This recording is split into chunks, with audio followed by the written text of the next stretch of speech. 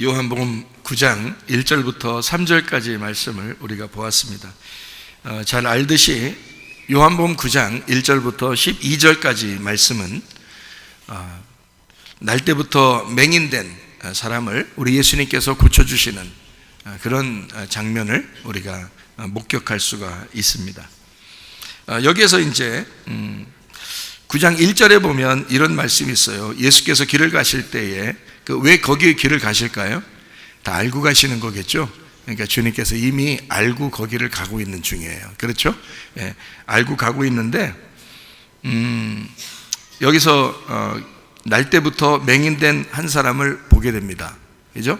근데 여기서 날 때부터 맹인된 사람 이렇게 말하면 날 때부터 맹인됐다. 그럼 여러분이 이제 보면 어떻게 보여요? 날 때부터 맹인이니까 날 때부터 어둡잖아요.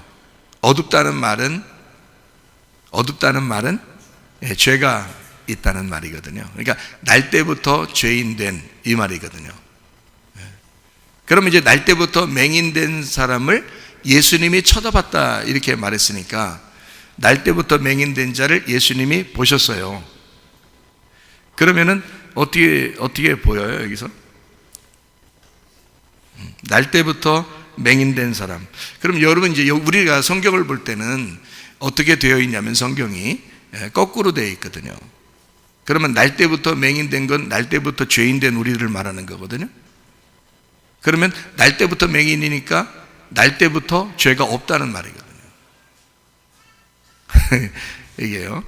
그러니까 이게 왜 이렇게 얘기가 되냐면 요한복음 9장의 1절부터 마지막 절까지 이렇게 보면 41절에 이런 말씀이 있어요. 41절에 뭐라고 되어 있냐면 예수께서 이르시되 너희가 맹인이 되었더라면 죄가 없으려니와 이랬잖아요. 그래서 본다고 하니까 너희 죄가 그대로 있느니라 이렇게 되어 있어요. 그러니까 이 9장은 처음부터 무슨 계획을 가지고 쓴 거예요. 내가 거꾸로 얘기해야지 하고서 예수님이 맹인을 찾은 거고 맹인이 예수님 만난 거예요. 그 말은 누가 만났다는 거예요? 어떻게 됐다는 거예요? 날 때부터 맹인이니까 날 때부터 죄가 없는 자라는 얘기죠. 그렇죠? 예, 그러니까 맹인은 죄가 없는 거니까 맹인은 죄가 없고 본다고 그러면 죄가 있는 거니까 그러면 날 때부터 맹인이란 말은 날 때부터 죄가 없이 왔다는 얘기죠. 날 때부터 여러분 죄가 없이 왔어요? 아니죠. 우리는 날 때부터 죄인이죠. 날 때부터 죄가 없는 분이 딱 한 분 계셔요. 누구예요? 예수님입니다. 그러면 여기 지금 맹인은 누구를 설명하고 싶어서 이야기한 거예요? 예수님을 설명하고 싶어서 그런 거예요. 그렇겠죠? 예, 그러니까 이거는 지금 9장의 1절을 제가 41절이라고 하는 마지막 절과 연합을 해가지고 이렇게 연결을 해서 제가 설명을 하니까 여러분이 이해를 하는 거지. 처음부터 보는 것은 어떻게 우리가 봐야 하냐면 맹인이라는 건 어두운 거고 어두운 건 죄인을 얘기하는 거예요. 무슨 말인지 알겠죠? 그죠? 그러면 예수님이 우리에게 오실 때는 의로우신 분이 우리 같은 죄인을 입고 오셨죠. 그래서 말씀이 육신을 입고 오셨다. 그렇게 요한복음 1장 14절에 말씀하고 있잖아요. 자, 그리고 우리 요한복음 9장에 지금 3절을 한번 볼까요? 2절에 보니까 랍비여 이 사람이 맹인으로 된 거 누구 죄 때문입니까? 라고 사람들이 물어봤어요. 왜냐하면 맹인은 죄인이니까 어두우니까 죄인이거든요. 그렇게 알고 있는 거예요 사람들은. 그래서 사람들이 이 사람이 죄인 뭐 때문에 누구 때문에 그러면 죄가 내려오는 거니까 죄는 3, 4대를 이렇게 걸쳐 내려오거든요. 유전적인 죄입니다. 그러니까 3, 4대가 죄가 내려오니까 이거 누구 죄 때문에 이 사람이 이렇게 태어난 거예요. 그러니까 태어날 때는 이 사람이 태어나고 싶어서 이렇게 태어난 건 아니죠. 위에 있는 부모의 죄 때문에 이 사람이 이렇게 태어난 거란 말이에요. 그러니까 누구 죄 때문에 이 사람이 이렇게 태어났습니까? 이건 유전적인 죄를 지금 물어본 거예요. 그리고 이것은 유전적인 죄는 반드시 율법적으로 구약에서 드러난 거거든요. 그러니까 구약은 그렇게 취급을 하고 있기 때문에 그렇게 볼 수밖에 없는 거예요. 사람들이 얘기할 수밖에 없는 거죠. 근데 3절에 이제 주님이 뭐라고 말씀하시면 이렇게 말씀하십니다. 예수께서 대답하시되 이 사람이나 그 부모의 죄로 인한 게 아니다. 이렇게 돼요. 그에게서 하나님이 하시는 일을 나타내고자 하심이라 그랬어요. 그러면 누구 죄 때문에 태어난 게 아니네요. 원래는 3, 4대 유전적인 죄 때문에 태어나게 돼 있어요. 그죠? 특별히 맹인은. 그렇죠? 그래서 전형적인 죄인의 모습이 중풍병, 또 문둥병, 그리고 소경 이렇게 되거든요. 성경에서는. 그래서 이 소경은 전형적인 죄인의 모습이에요. 그런데 예수님의 대답은 뭐라고 그랬냐면, 자, 부모의 죄도 아니고 아무 죄도 아니다. 예수께서 대답하시되 부모의 죄도 아니고 그에게서 하나님이 하시는 일을 나타내고자 합니다. 그러니까 이 맹인이 누구라는 얘기예요? 날 때부터 맹인, 날 때부터 죄가 없는 자. 사람들은 날 때부터 맹인이면 날 때부터 죄가 있다고 보잖아요. 그러니까 사람들의 눈에는 뭐라고 하냐면 날 때부터 죄인인데요, 그러면 부모 때부터 뭔가 죄가 있었단 얘기네요. 그러면 누구 죄 때문에 그런가요? 라고 물어본 거죠. 그랬더니 예수님은 이 사람은 날 때부터 죄가 없어. 맹인이거든. 그죠? 맹인이 무슨 죄를 져? 그러니까 날 때부터 죄가 없는 사람이야. 이 사람은 부모의 죄로 내려온 게 아니야. 다 거꾸로 얘기하죠. 예수님이죠. 그죠? 예수님 거꾸로 얘기합니다. 그러면서 뭐라고 하냐면 부모의 죄가 아니라 하나님의 하시고자 하는 일 때문에 그런 거예요. 그러니까 예수님은 일부러 그 자리를 가신 거고 일부러 그 사람을 만난 거란 말이죠. 누구를 설명하고 싶어서? 자기를 설명하고 싶어서. 자기를 어떻게 설명하는가 우리가 이제 보면 되겠죠. 그래서 여기에 4절을 한번 보겠습니다.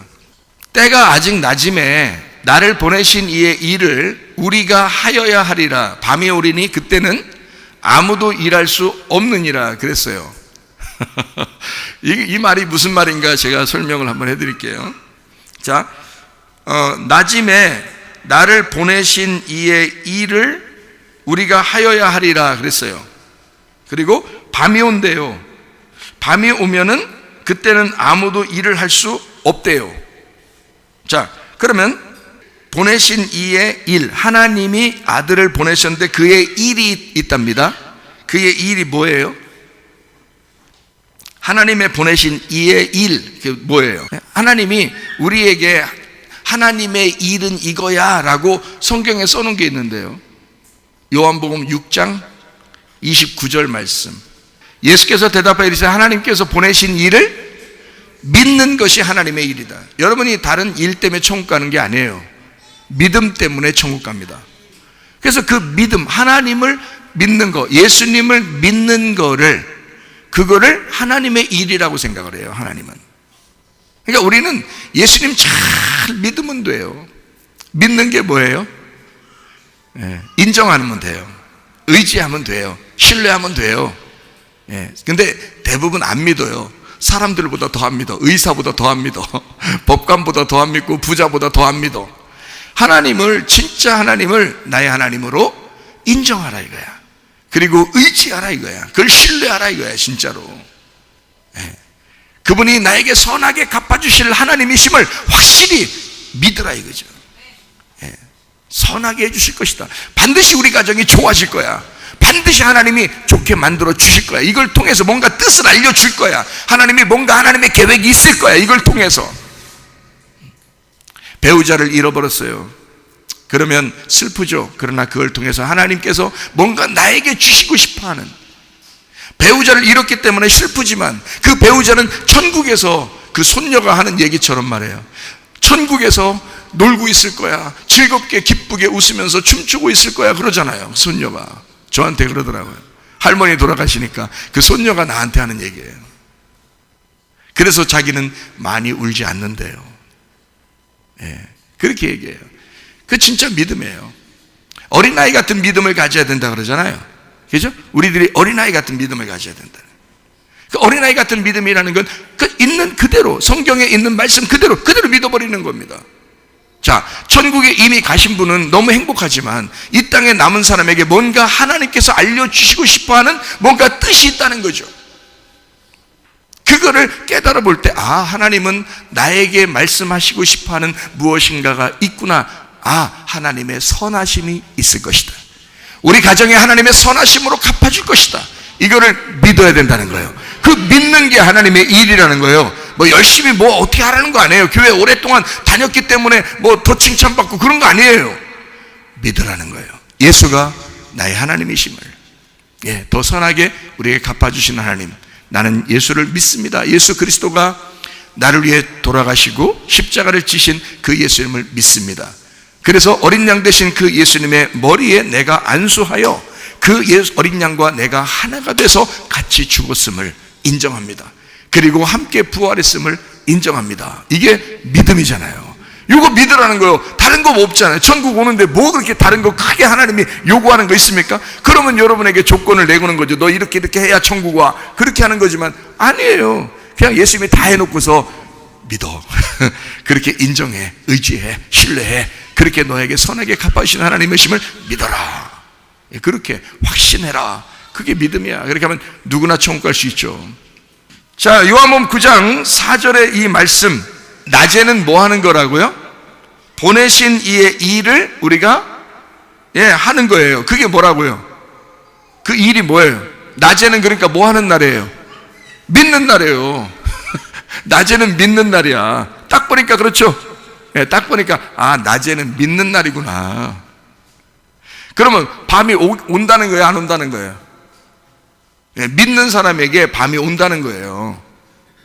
낮에는 믿는 거고, 믿는 사람이 있는 거고, 그리고 하나님의 일을 하고 있는 거고, 우리가 믿는 게 하나님의 일이라고 했으니까 우리는 지금 하나님의 일을 하고 있는 거예요. 예배 드리고 있는 사람은 믿기 때문에 예배 드리잖아요. 선교하는 사람은 지금 믿기 때문에 선교하는 거잖아요. 그렇죠? 그러니까 우리는 믿고 있는 거라고요, 지금 우리가. 그러니까 우리는 하나님의 일을 하고 있는 거라고요. 맞죠? 제가 지금 정확하게 여러분에게 지금 설명을 해주고 있는 중입니다. 자, 그러니까 우리는 지금 하나님의 일을 하고 있다, 낮이니까. 그런데 어느 날 밤이 온다는 게 안 온다는 거예요? 밤이 온다는 거예요. 밤이 오면 어떻게 돼요? 지금 점점 마지막 때가 점점 마지막 때고, 점점 이상하게 기독교인들이 막 핍박을 당하고 어려움 당하고 이런 시대가 막 오고 있죠, 그죠? 이런 게 뭐냐면 밤이에요, 밤. 밤이 온다는 거예요. 성경적으로 밤이 온다는 말은 무슨 말일까요? 성경적으로 밤이 온다는 말은 신랑 만나는 날을 얘기하는 거예요. 신랑 만나는 날. 왜 신랑 만나는 날이 밤이에요? 이스라엘 사람들은 밤에 결혼해요. 밤에. 신랑이 밤에 옵니다. 한밤중에, 오밤중이라 그러죠. 한밤중에, 오밤중에 신랑이 와요. 자기가 보낸 그 기름을 떨어뜨리지 않고 잘 준비하고 자기가 보낸 옷을 입고 있는지 그거를 신랑이 밤에 와서 확인해요. 그래서 깨어 있어야 된다 그러는 거예요. 신부들이 밤에 자지 않고 깨어 있어야 된다는 얘기예요. 우리 밤이 온다는 얘기는 점점 어두워진다는 얘기거든요. 그죠? 그럼 점점 어두워진다는 말은 지금 뭐의 반대예요? 낮의 반대거든요. 낮에는 뭐 하는 날이라고 했어요? 하나님을 믿는 날이라고 했잖아요. 그럼 밤이 온다는 말은 뭐 하는 날이야? 하나님이 잘 안 믿어진다는 거야. 하나님이 점점 안 믿어지고 있는 때에, 뭔가 기도해도 잘 안 되는 때에, 점점 어려움을 당하는 이때에 이 밤이 오고 있다는 거야. 이때 자고 있어야 되는 거예요? 깨어 있어야 되는 거예요? 깨어 있으라는 거예요. 어떻게, 누구 기다리라고요? 신랑 기다리라고. 밤에 결혼하러 오니까 신랑 기다리고 있어라, 그 말이에요. 신랑을 만나는 날, 그 밤이 오는 때, 이거예요. 밤이 오리니, 자, 신랑을 만나는 때에, 그때는 심판의 날이에요. 그때는 구원의 날입니다. 그게 밤이에요. 우리에게 밤이 닥치면 일할 수 있어요, 없어요? 일할 수 없다고 돼 있잖아요. 그러니까 믿음이 다 떨어지는 날, 이거예요. 믿음이 다 떨어지는 날, 밤이 온다 이거야. 그때 신랑이 와. 사람들이 믿음이 다 떨어지고 다 잠자고 있는 그때에 너희는 어떻게 깨어 있어야 된다, 반대로. 그 말이죠. 그러면 영적으로 깨어 있으라는 말이에요? 진짜 잠자지 말라는 얘기예요?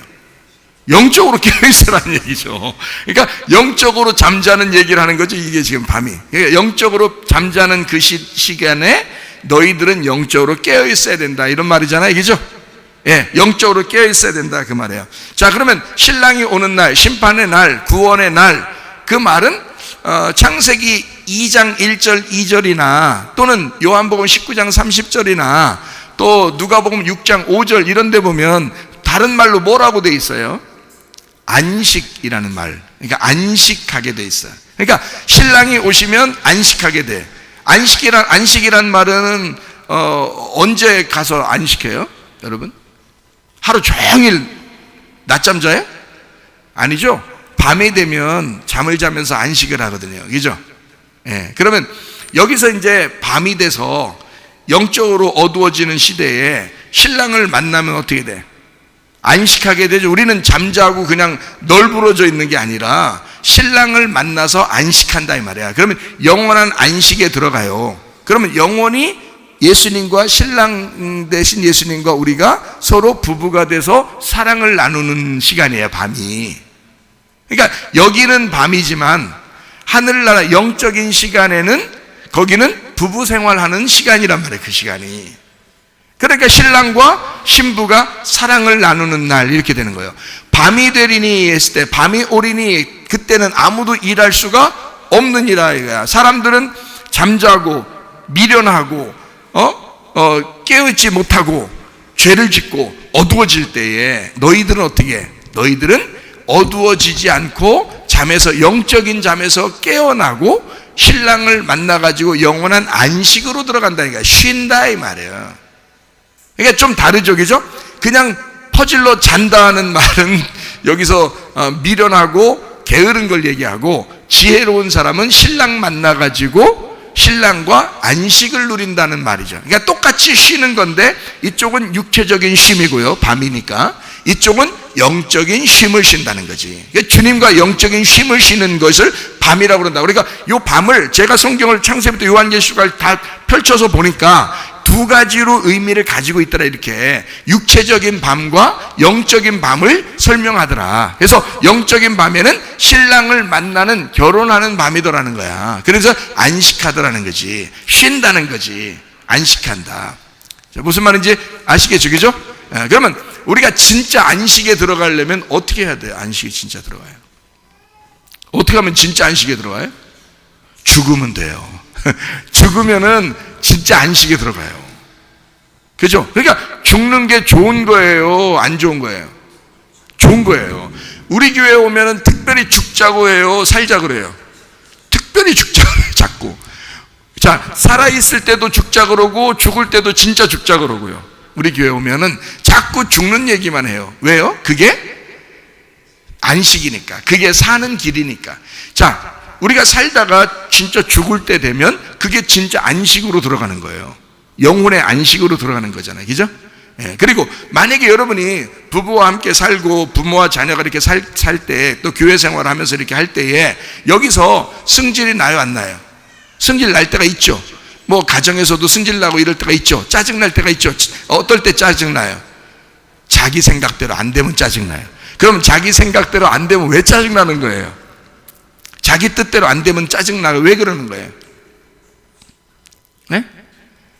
자기가 살아있기 때문에 그런 거잖아요. 자기가 지금 살아있잖아요. 그러니까 설교를 통해서 자기를 죽이라고 자꾸 얘기해요, 안 해요? 하잖아요. 그러니까 여러분이 죽으면 여기서도 그러면 안식할 수 있을까 없을까? 있죠. 죽기 전에. 그러니까 우리가 진짜 죽기 전에도 안식할 수가 있다. 다시 말하면 평안할 수가 있다는 거야. 쉴 수가 있다는 거예요. 우리가 그거를 얘기하는 거예요. 자, 살아있는 동안에 너희들 힘들게 살지 마. 안식을 누리면서 살아. 이게 주님 마음 아니겠어요? 그죠?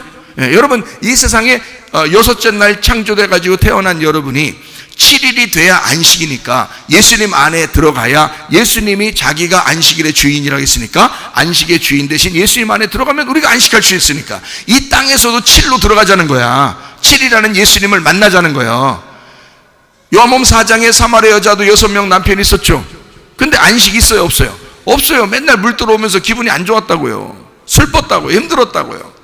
그래서 영원한 생수가 되신 예수님 만나고 싶었는데 예수님 메시아가 와가지고 내가 영원한 생수야 그러니까 거기서 만나가지고 물동이 다 던져버렸잖아요. 물동이 던져버리고 막 가가지고 내가 메시아를 만났다, 내가 그리스도를 만났다, 이분이 우리가 기다리던 그리스도가 아니냐라고 얘기했잖아요. 만족이 온 거예요. 예수님을 만나니까 안식이 온 거란 말이에요.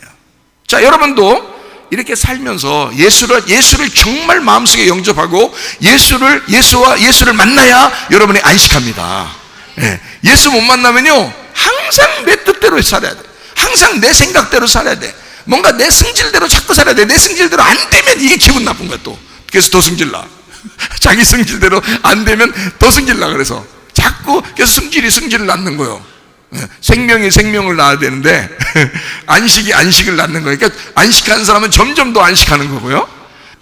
자, 어떻게 사셔야 되겠어요? 자, 승질을 나서 살아야 되겠어요? 안식하며 살아야 되겠어요? 안식하며 사셔야 돼.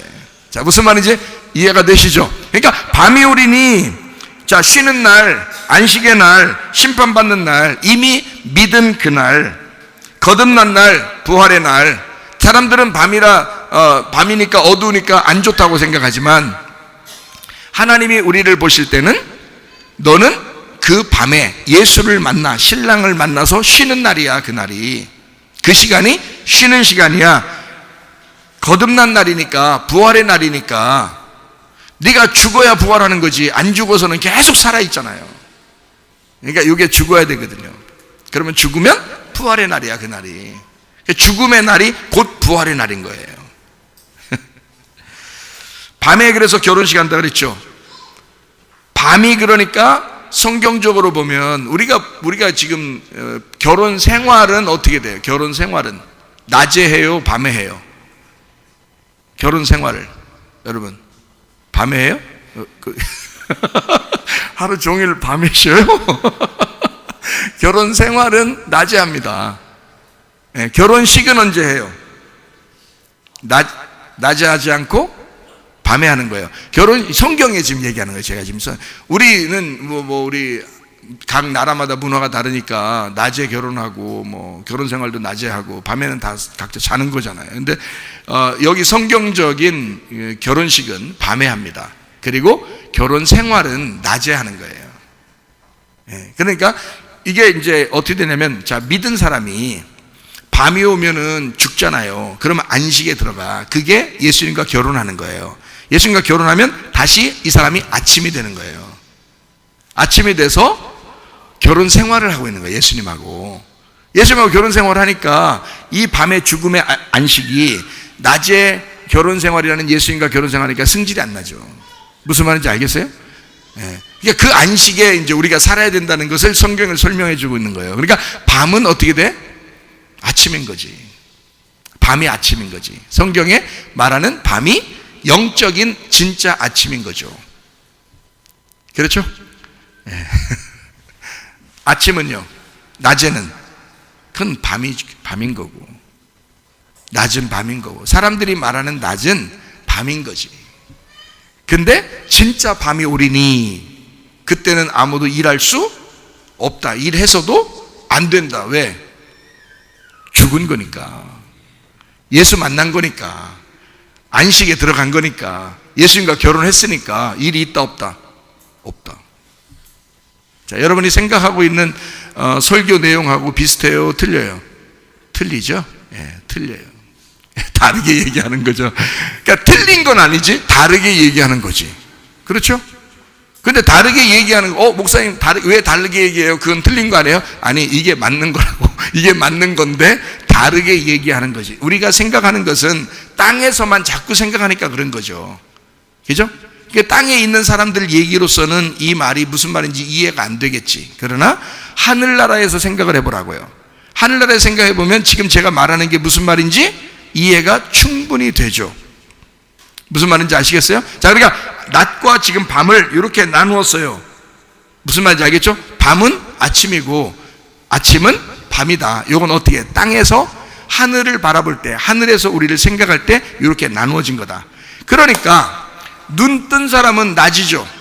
눈 뜬 사람은 낮이에요. 자, 눈 감은 사람은요, 밤인 거예요. 그러면 눈 감은 사람이 안식이에요? 눈 뜬 사람이 안식이에요?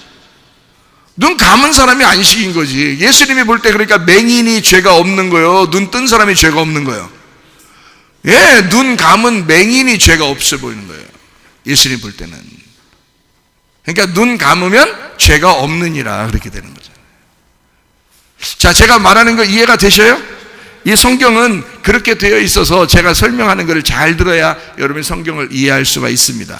그냥 우리가 저는 그냥 읽으면 그냥 그대로 그냥 이렇게 이대로 보는데요. 그게 아니고 이해가 안 되게 돼 있어요, 성경이. 그래서 예수님 마음을 잘 아는 자가 예수님 마음을 알아서 그거를 설명해 주는 걸 설교라 그러는 거예요. 세상 사람들이 책 보는 대로 그대로 이해하면 그 누가 못 보겠어요. 다 보죠, 이걸. 근데 이거는 성경은 다른 책들하고 달라서 거꾸로 돼 있어요. 거꾸로 돼 있으니까 이거는 누가 설명해 주지 않으면 이해가 안 되게 돼 있는 거예요. 그래서 죽는 게 행복인 거야, 여러분. 세상 사람들은 죽는 게 슬픔이죠. 그러나 성경적인 것은 죽는 게 행복인 거예요. 그러니 어떻게 얼마나 반대예요. 반대로 돼 있는 얘기를 교회에 와서나 듣는 거예요. 다른 데서 못 듣고. 그러니까 교회는 무조건 나오는 거지. 왜냐면 거꾸로 된 얘기를 전혀 이해할 수 없는, 땅에서는 이해할 수 없는 하늘의 얘기를 여기 와야 들으니까. 그래서 교회를 나오는 거예요. 다른 데서 다 들을 수 있으면 뭐하러 자기 혼자 읽으면 되지. 텔레비 보면서 앉아서 읽으면 되고. 그렇게 해서 이해되는 게 아니에요, 성경이. 자, 제가 말하는 게 무슨 의미인지 조금 이해하시겠죠?